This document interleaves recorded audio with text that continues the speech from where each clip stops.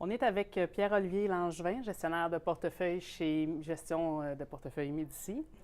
Pierre-Olivier, vous avez réalisé une analyse de Stericycle au cours de l'année 2016. D'abord, parlez-nous de ce que fait l'entreprise.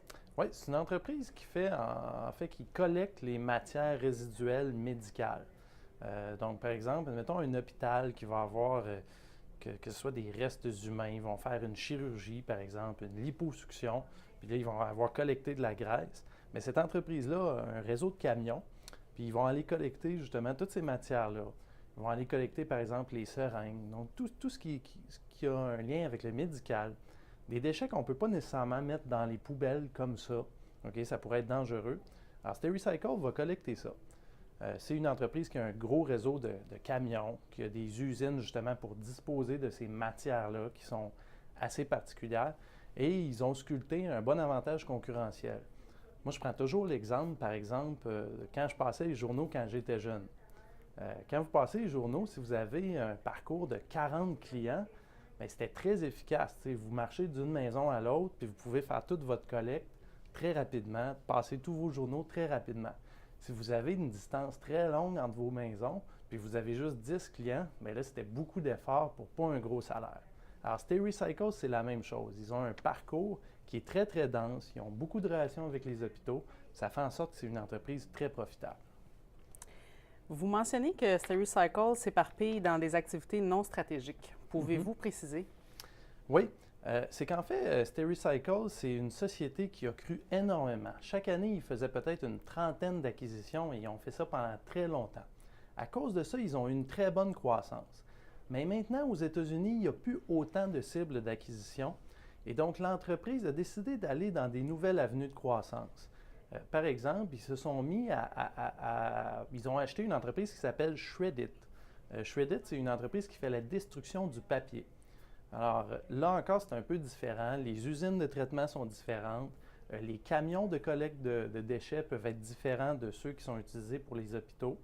Alors là, on trouve qu'ils sortent peut-être un peu de leur expertise et ils se sont mis aussi à offrir des services d'appel pour les bureaux de médecins. Donc, ils se disent, on collecte les déchets des hôpitaux, alors on va aussi leur offrir des services de centre d'appel, un bureau de médecin qui est fermé, admettons, la fin de semaine, on va prendre les appels pour eux. Alors ça n'a pas vraiment de lien avec l'idée d'avoir des camions puis de collecter des matières dangereuses.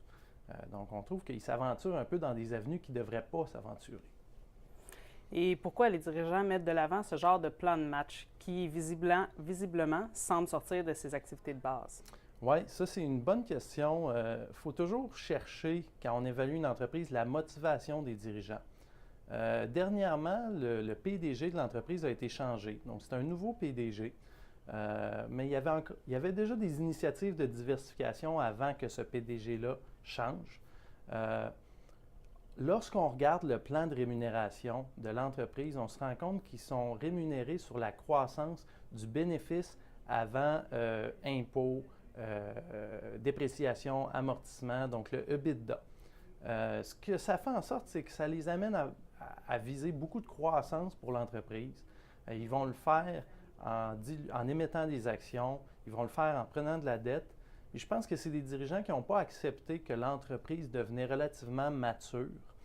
Et en n'acceptant pas ça, ils cherchent continuellement à croître. Donc, c'est pour ça qu'ils vont dans des avenues qui sortent de leur champ de compétences. Nous, on pense qu'ultimement, ça va les mener à faire des restructurations, à vendre des divisions qui ne sont pas stratégiques. Et peut-être qu'à ce moment-là, on voudra investir dans l'entreprise.